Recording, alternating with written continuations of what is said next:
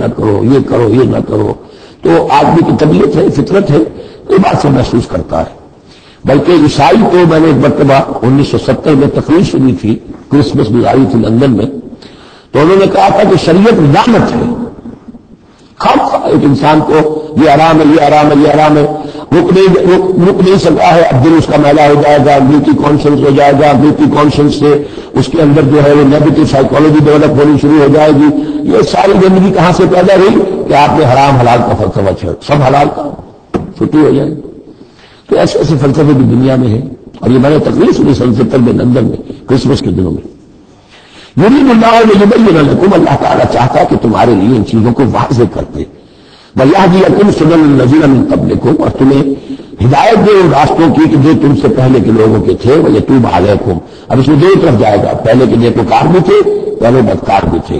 نیکوکاروں کا راستہ تم اختیار کرو، صراط الذین انعمت علیہم، اور دوسرے راستوں سے تم بچ سکو. وَیَتُوبَ عَلَیکُم، اللہ چاہتا تمہارے تم پر تو عنایت فرمائے.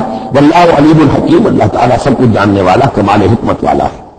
واللہ یرید ان یتوب علیکم، دوبارہ پھر وہی اللہ چاہتا ہے تم پر مہربانی فرمائے. ویرید الذین یتبعون الشہوات، اور وہ لوگ جو شہوات کی پیروی کرتے وہ چاہتے ہیں ان تمیلوا میلا عظیما، کہ تم تو ایک طرف غلط راستے سے دور تک تمہارا جو ہے رجحان ہو جائے اور ادھر ہی تم بھٹکتے چلے جاؤ.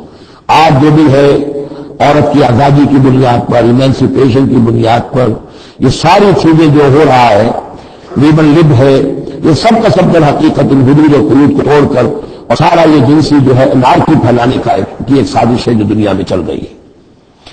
یرید اللہ ان یخفف عنکم، تم یہ نہ سمجھو کہ بوجھ ڈال رہا اللہ تم پر، اللہ تم پر تخفیف چاہتا ہے.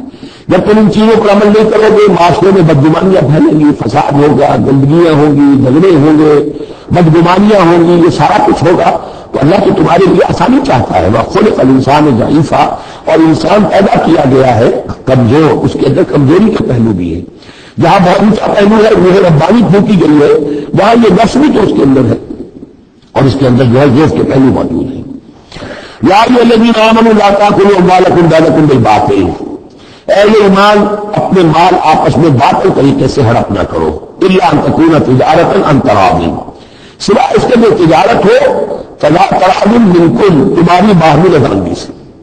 یہ جوتا ہے 200 روپے کا ہے، آپ کو منظور ہے 200 دیجیے، جوتا لے لیجیے، یہ آپ کی باہمی رضامندی سے سودا ہے، وہ ہو گیا.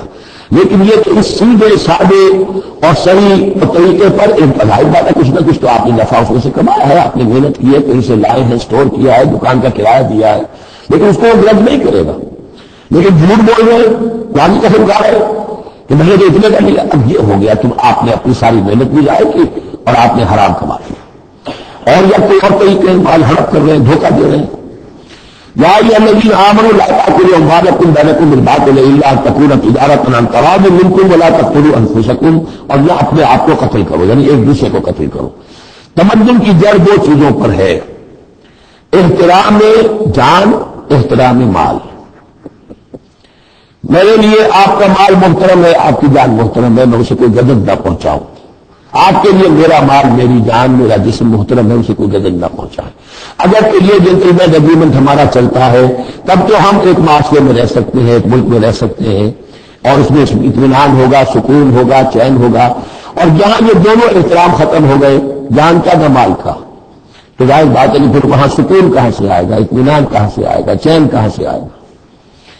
وَلَا تَقْتُلُوا أَنفُسَكُمْ إِنَّ اللَّهَ كَانَ بِكُمْ رَحِيمًا، یقیناً اللہ تعالیٰ تم پر بہت ہی مہربان ہے.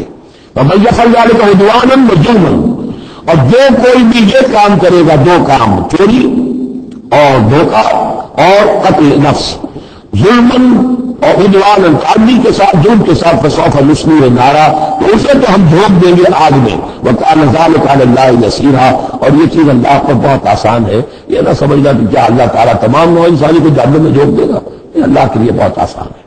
بارک اللہ لی ولکم فی القرآن العظیم ونفعنی وإیاکم بالآیات والذکر الحکیم.